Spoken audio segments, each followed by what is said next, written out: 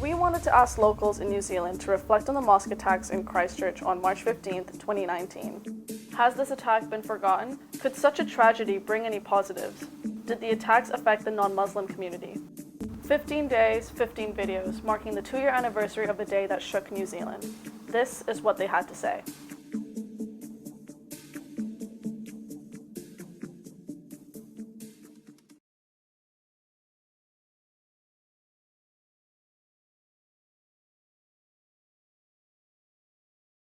You remember exactly what happened on the 15th of March. What were you doing at that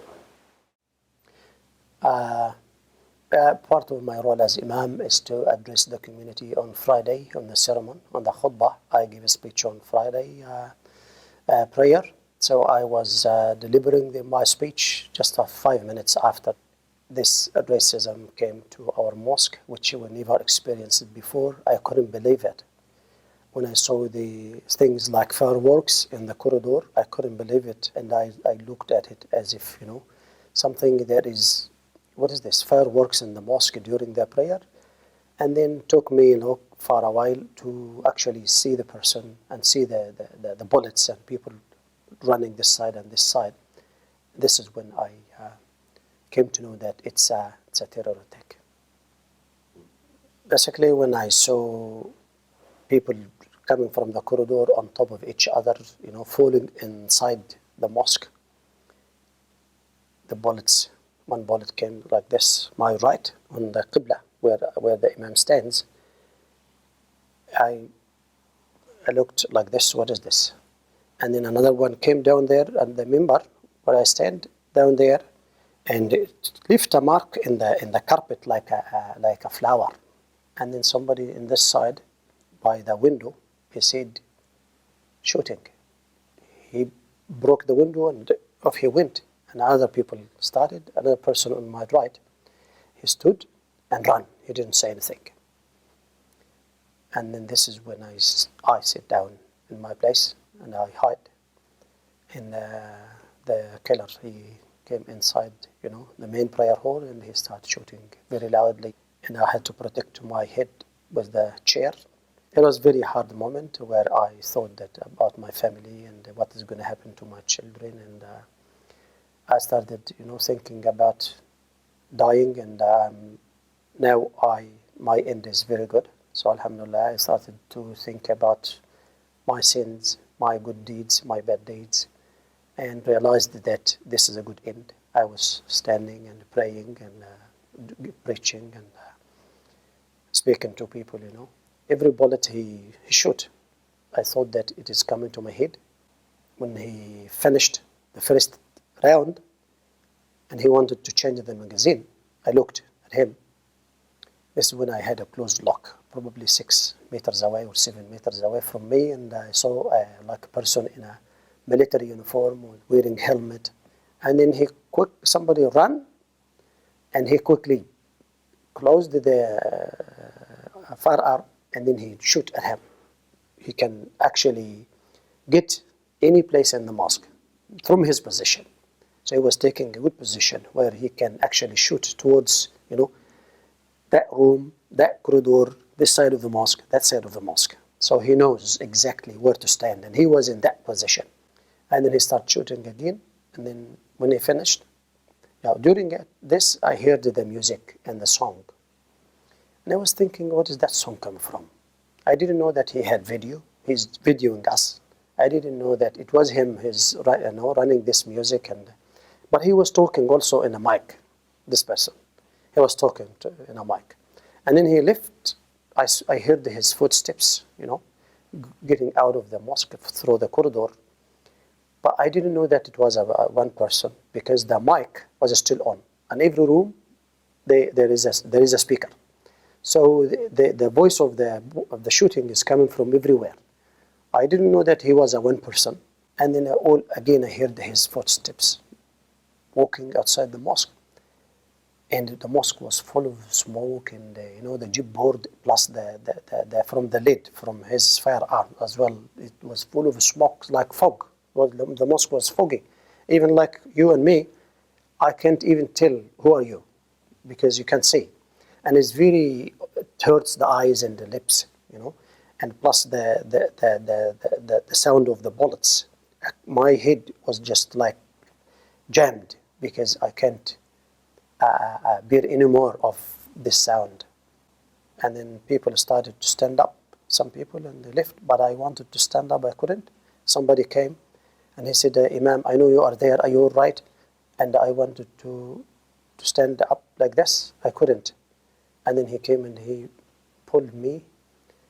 I wish he had put something on my eyes so that I can't see what this very, it's a war crime. It's a big crime that happened.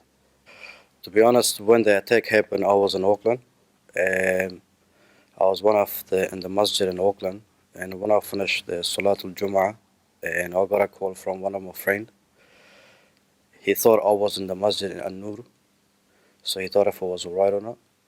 They told me to watch the videos on YouTube, and what happened was when I looked at it on YouTube, I thought it was it looked like a sort of video game. And then I tried to reach out to my friends, and I couldn't.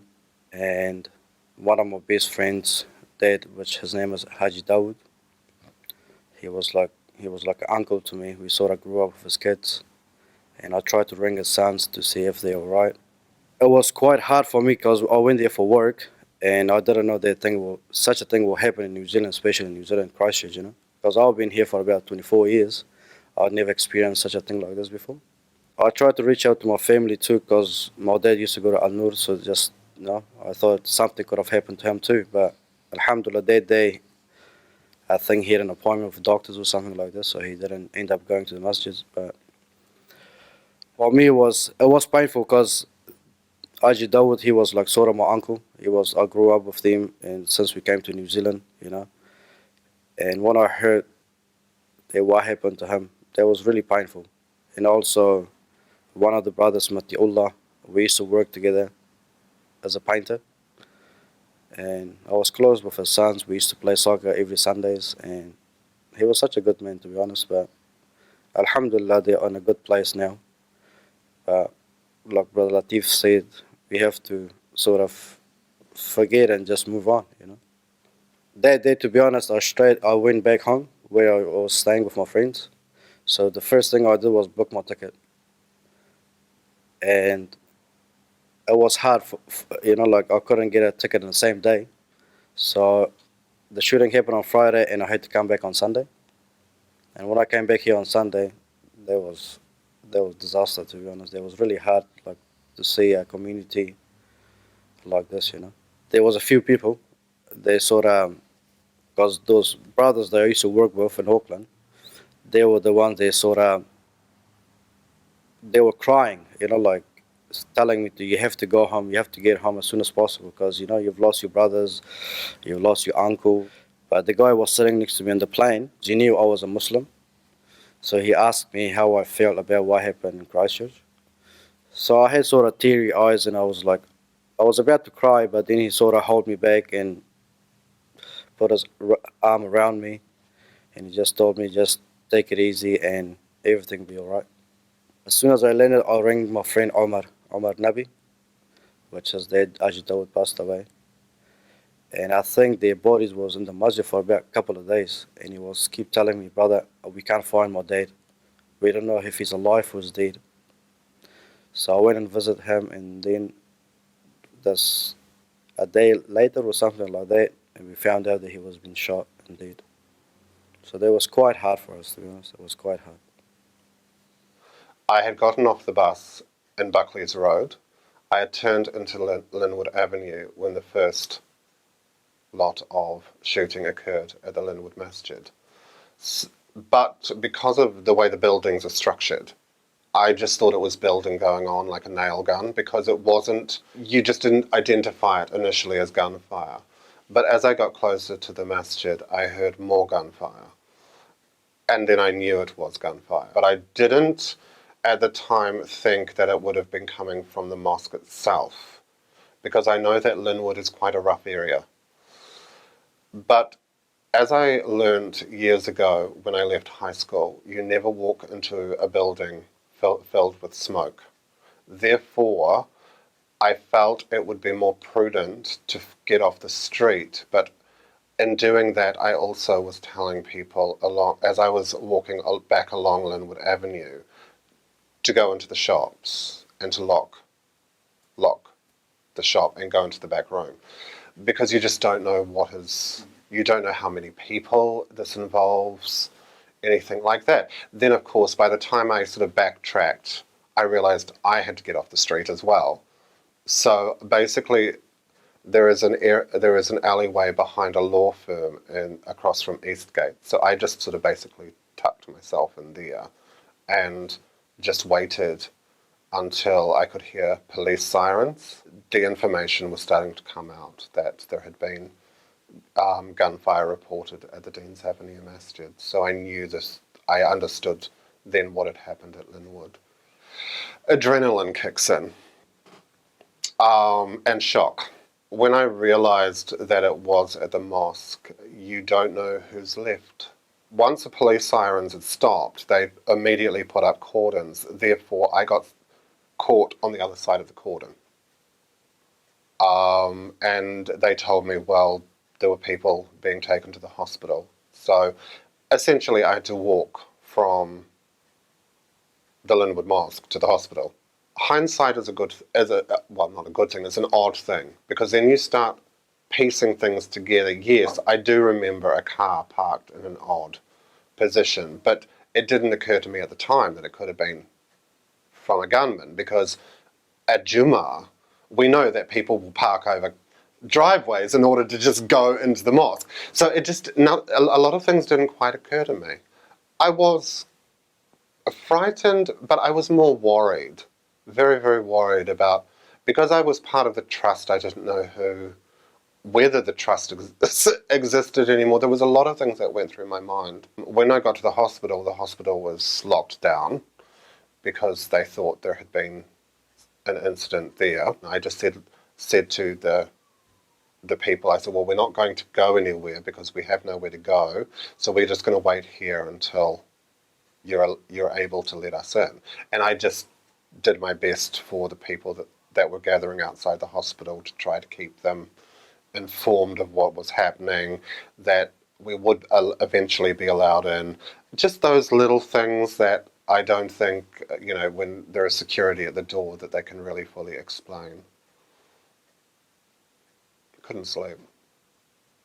I didn't eat for 2 weeks.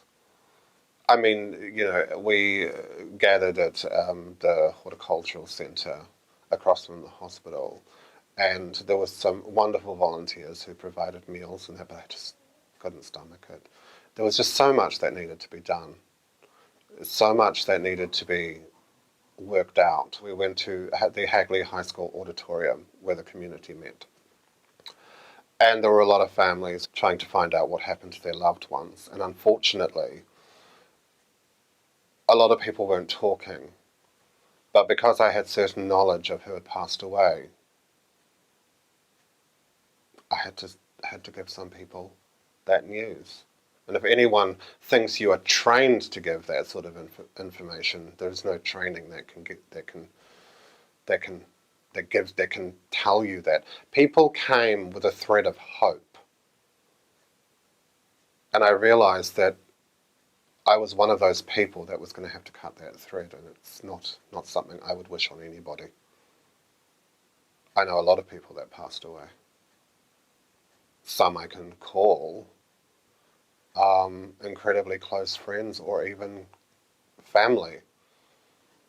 I mean, that's what Islam is. We are a family. Whether the youngest victim, who was only 3, to maybe the oldest victim, you knew. These were not people that you just saw on a Friday. These were people that you visited them. You had a lot to do with these people. I was actually going for my walk in the Christchurch Central, and I was on my way into Hagley Park when I saw the high school kids marching for climate change. So I stopped and watched them for a while. And I was watching them and I started hearing these sirens. So I went into the library. I was going to get myself a cup of coffee. I no sooner got in and the doors closed behind me and we were in lockdown. Nobody really knew what was happening at the time, and over the next 2 or 3 hours, I think I was in the library for almost 4 hours, the death toll kept going up, and it was just absolutely shocking. Sorry.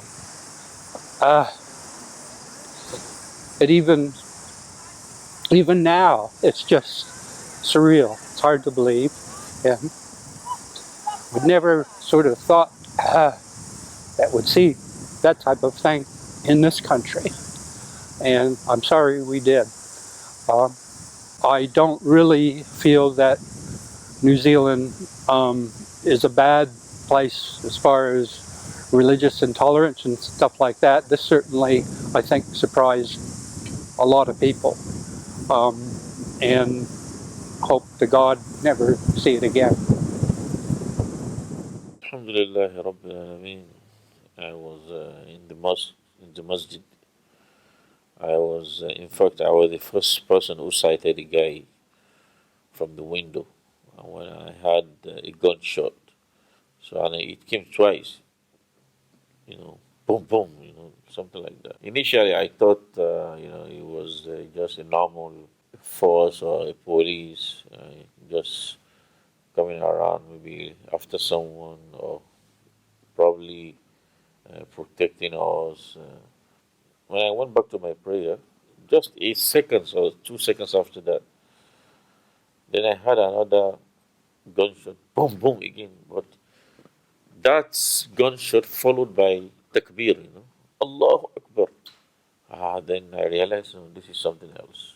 So I looked through the other window and I saw 2 dead bodies. And I had the son of that couple saying, "What are you doing? What are you doing?"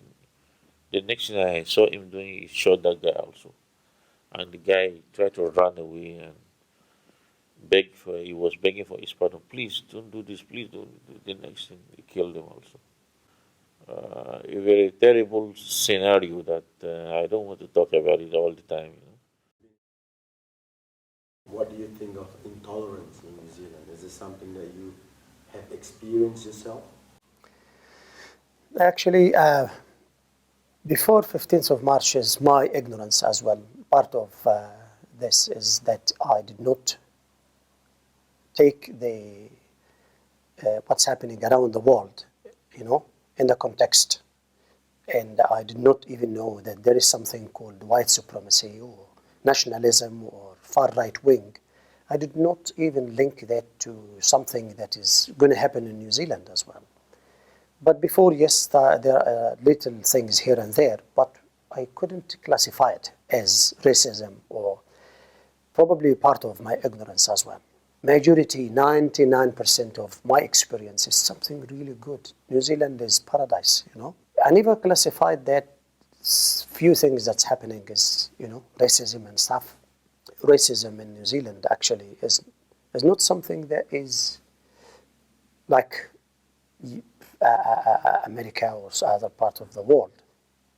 But saying that, as I said before, the media, that New Zealand is not paradise. It is part of paradise, as I said before, but it is not paradise.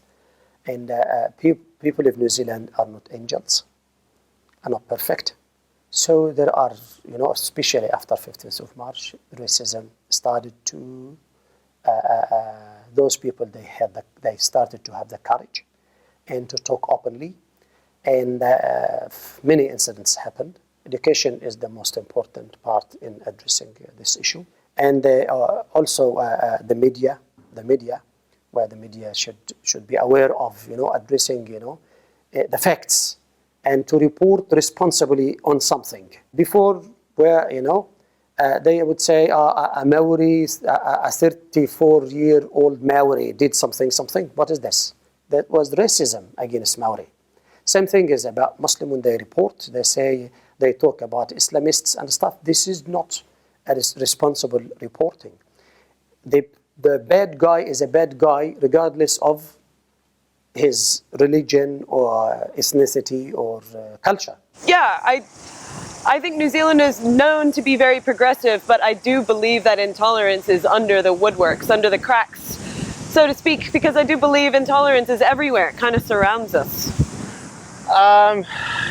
I'd really like to say it's only on the fringes, but I think New Zealand, like any country, there's a lot of people who are very small-minded and not educated. So they live in their own little world of this is how life is, this is how things are, because this is how I do it and my friends do it. And anyone that does things a little differently or looks a little different, they're frightened of it. And for some weird reason, they turn that fright into dislike or hatred, which baffles me a little bit. But yeah, I'd like to say it's on the fringe, but I think it's probably a little bit more than that, yeah. Sometimes.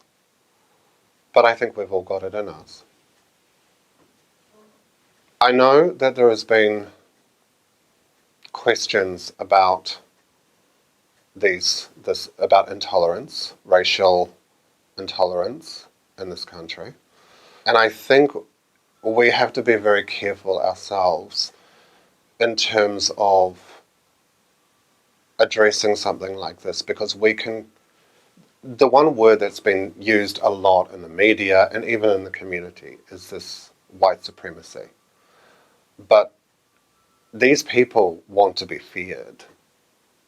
These people who claim to be white supremacists. And my belief is we don't want to give them that fear. We don't want to create them into this big monster to be feared.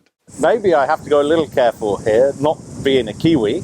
I personally, my partner is from the Philippines, and I am surprised at, maybe racist would be too big a word, but they're not quite as tolerant as maybe I was led to believe. But in the 2 years I've been here, we have experienced, both myself as a white non-Kiwi and my partner as a Filipino, I guess, not as bad as some of the Muslim community would have experienced, but we've certainly seen some intolerance, let's put it that way. Have you yourself, being American living in New Zealand, come across xenophobia or racism towards you?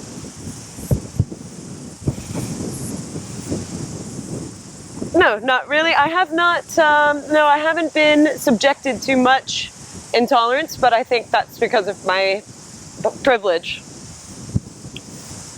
I've been in New Zealand for about 24 years now. I've never experienced such a hatred or racism or anything like this, because I grew up with a lot of islanders, Maoris, Kiwis. We always been connected together. But after 15th of March, when I sort of came close to Islam and now following Islam, I do get sometimes, now because I got my beard, sometimes I do get abused in public, and people do get racist sometimes, But to be honest, I just ignore them, but this is the country we live in at the moment. Before, when I was a bit younger, clean shave, anything like that, I never experienced racism, hatred towards me or my family, But now when we go out in public,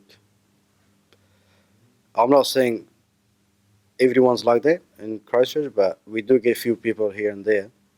They sort of, when they drive off, they sort of spit on you or abuse you or pull you the finger and say all these words, you know what I mean?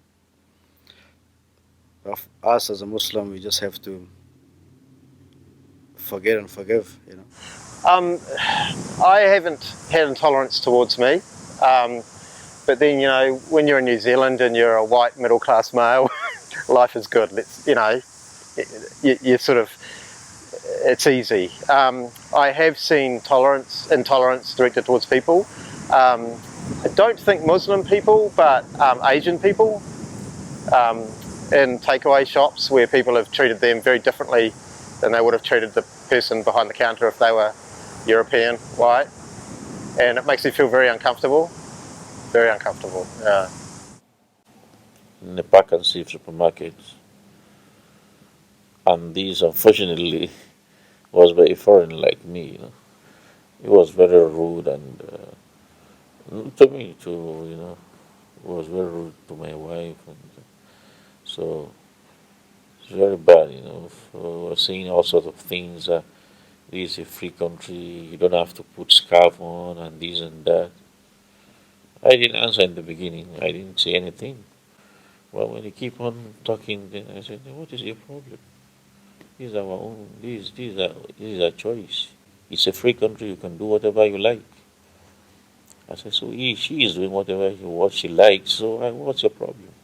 So they keep on. I said, "Look, I don't want to talk to you. Go away from here. I'm doing my own thing. Do your own thing, and don't cause trouble here." But he won't stop. Do you think the way the media reporting about the Muslims is acceptable now after the match? First of all, the media is free and they need to report on the facts, as I said. Anything that concern the public, the media should address it, and they have the right. We have to protect this right, and it is the right of the freedom of speech, as I said. There's the freedom of information. This is very important. But at the same time, the media should be responsible, report responsibly. If you read the manifesto of the killer, of the terrorist, you will realize that this is the media feed the person. So after 15th of March, where I came to know most of the media people in Christchurch and in New Zealand, they started to change, but it hasn't changed completely. Just 3 weeks ago, they reported something happened in Africa. And they said, Islamists, what is this? And the government is saying Islamists. There's no evidence even. So this is not responsible media. The media need to report about extremists, what they have done, not what the religion is. So they are actually making a preconception, diverting people from the actual act to the religion, that religion is bad and Muslims are bad. So this should stop. I think after, say, 9/11, the climate of the world changed. The environment of the world changed. And I mean, many people remember what happened and what happened afterwards, how Muslims were looked upon with suspicion. Because the people that did that atrocity claimed to be Muslim, and people don't look at individuals. When you see headlines saying Muslim, this, that, or the other, it becomes a reflection on all Muslims around the world. They will then be looked upon with suspicion. What March the 15th did, as horrific as it was, jolted people back into reality, that this idea of terrorism is not one-sided. It actually goes in two directions. And I think keeping that awareness there is a good thing. Keeping that awareness that hatred is the enemy here. Well, I think there's usually, most of the reporting I find is dressed up in a story to make it's a government thing, it's political. So I think it became very political, and certainly from a Muslim point of view, I think it was too much. The emphasis was always on what happened.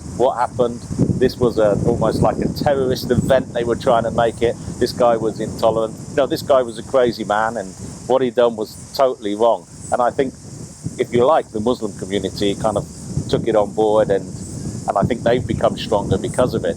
But I don't think the way that the whole thing was reported, for me, as an outsider, it became more about a publicity stunt for making New Zealand look good and tolerant, rather than really about how it affected the people who were really affected, who were the Muslim community. Do you believe any positive that came out of this event? Actually, I'm glad that you've mentioned that, because I heard a phrase recently. To take something that seems meaningless and to make something meaningful from it. So I think a lot of people have started to do that. They see this meaningless attack as what it is, meaningless. But they're trying to make something very meaningful from this tragedy.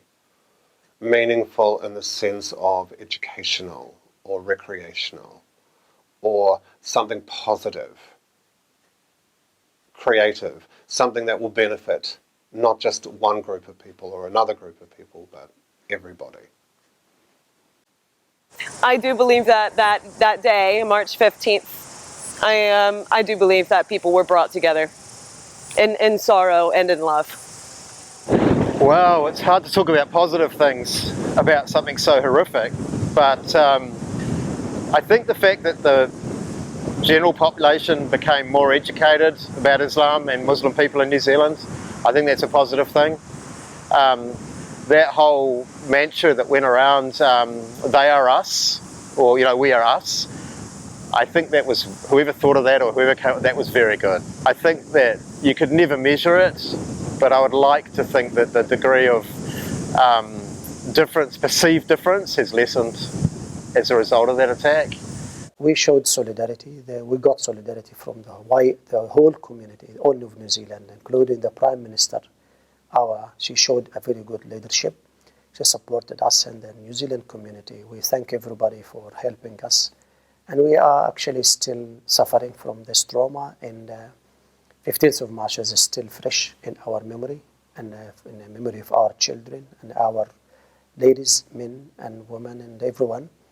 And I think it will continue for the rest of our life, left a scar in our heart that will never ever be able to actually heal. Yeah, I certainly think so. Not that I think that people had, a negative view. I mean, I certainly never had that view. And a lot of people, might not have even had any view, because New Zealand is quite isolated from, what happens in the rest of the world and stuff like that. So I think that's another positive, that people's attitudes certainly improved if they needed improving.